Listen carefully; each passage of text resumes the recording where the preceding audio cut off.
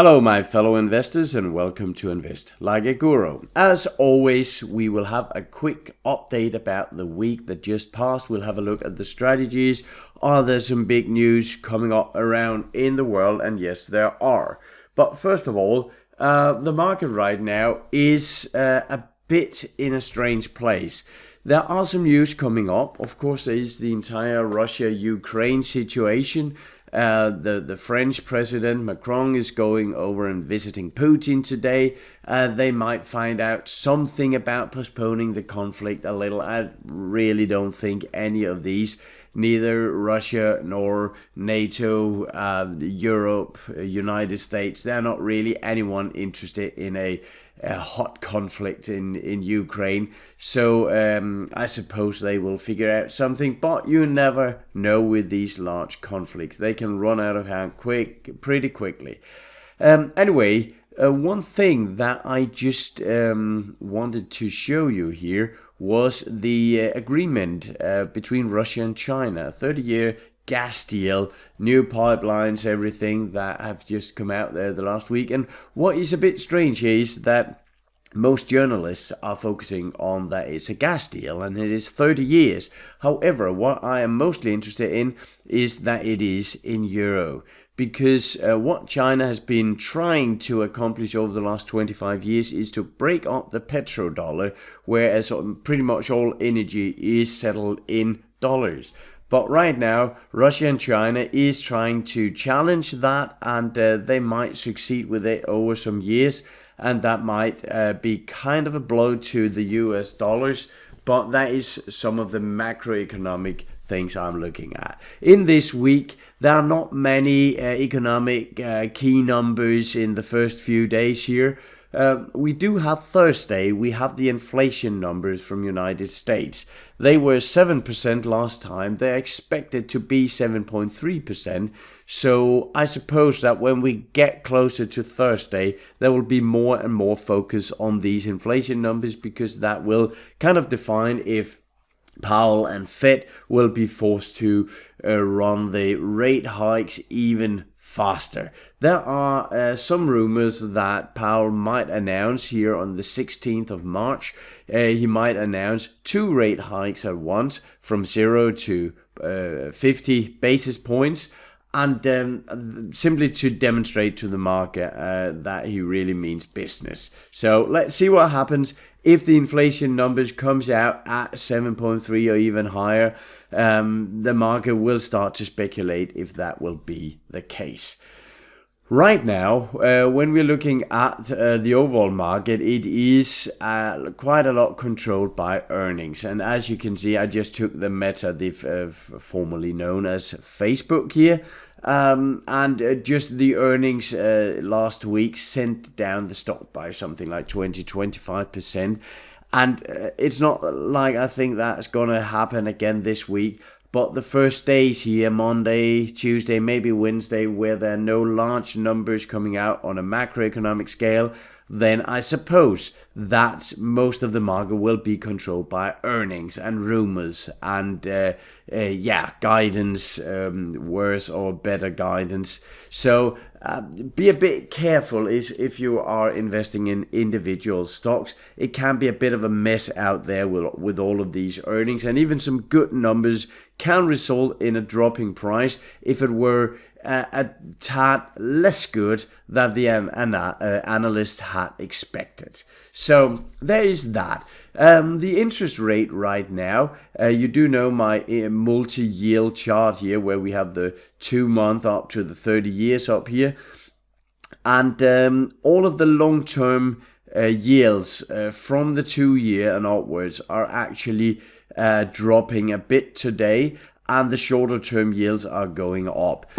That doesn't send too much of a good signal into the market. It seems like the investors are buying some longer term bonds here, maybe because they're a bit nervous, they're a bit scared of the market. Let's see what happens. About the Russia-Ukraine conflicts, I do not think that will affect the stock market too much. I know it is a big conflict, the Cold War rhetoric and all that stuff, but as long as NATO and Russia they don't start shooting directly at each other, I don't think it will affect the stocks too much, even though it can affect a lot of other things. All right, let's have a look at our different strategies, because as you know, it has been a tough start of the year, one of the toughest start of the years for, I don't know, a decade or two. Really tough January, and I can see a lot of the bigger investors that I am looking at on a day-to-day basis, they have had a terrible January, and you could say so have we. Well, we have our stock momentum strategies, and right now our strategies are in a risk-off mode. And if you follow our normal signals and emails and so on, you know that you got notified about that. Was it last week? I think it was, that we went risk off, or maybe 2 weeks ago. It's all a bit mixed up right now. But we have the weekly, monthly and quarterly momentum, and we have seen that even though we have gone risk off, they have dropped a tiny bit, and that is not uncommon. As I showed in the video the other day, where I am looking at the risk on, risk off parameters or strategy, what effect it has on our momentum strategies. The risk on, risk off method is not a 100% certainty to go in and predict a downturn in the market. But what it do is it makes sure that we are out of the market when the markets really drop quickly. So right now we don't know if the market will drop any further, or if they'll start going up, but we know that we are risk off. And right now, when we are looking at the models, it's hard to predict completely, but right now there are indications that sometimes midweek, it could be Wednesday, Thursday, we might actually go risk on again, and then we'll have to pick up the stocks that the strategy tells us to do.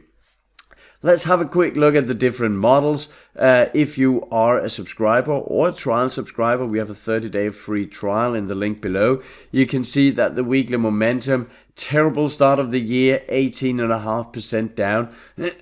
Looking at the historical test, I'm not too frightened about this. You can see we have stalled down here. It is stabilized, and I suspect we'll see it start going up here. We can see that just in the spring of 21, we have a 3-4 month drawdown period here. So that is absolutely normal. It's just the size of the drawdown that is kind of hard to stomach right now. But then again, the weekly momentum strategy is not one I use personally. I think I do like the stocks to get a bit more of breathing room when I enter them. You get that in the monthly momentum strategy, and you can see that is down 14.6%. Again, with the drawdown that have been stopped here due to the risk-off strategy. The last one of the stock momentum strategies is the quarterly momentum, and that one again around the 14.6. As soon as we go risk on, I guess the quarterly and the momentum pretty quickly will start to deviate a bit from each other. But right now they are kind of similar because they're both risk off. So pretty much the same picture, not much new to tell here. We do have two more strategies here that you can follow. We have the ETF strategy. That is one of the oldest we have been following live. And you can see that is down 9.17%. It is also one of the larger drawdowns in the history of this strategy. But again, it is a bit more conservative compared to our other momentum stock-based strategy. The last strategy we are following in here is the ultimate dual momentum. Don't mind the CAGR and sharp. It is only because we have so little data points to put in here that these numbers are getting a bit skewed. That will correct itself in a matter of some months. But the ultimate dual momentum here, as you can see, year-to-date return 9%. So it doesn't really matter if we are choosing a little aggressive stock momentum strategy or the more conservative ETF-based or dual momentum-based strategies. Pretty much everything have gotten hammered in the beginning of this year. But I'm not too scared here, because looking at the strategies we have, both in backtest, but we also have several years in live trading in several of the strategies. When we see these large drawdowns, we normally see the year ending in the positive anyway. It's just a question if we're going to stomach some months here in a drawdown.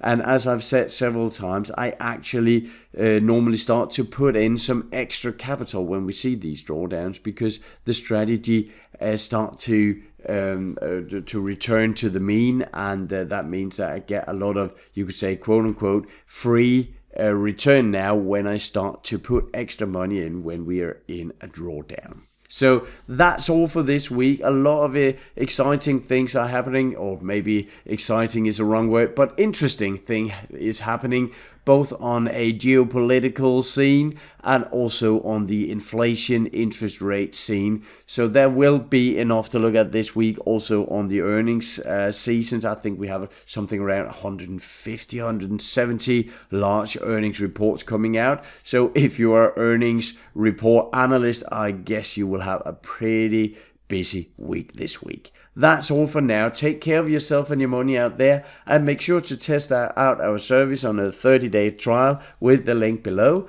And if you have any questions, feel free to contact us. That's all for now. Have a nice day out there. Bye.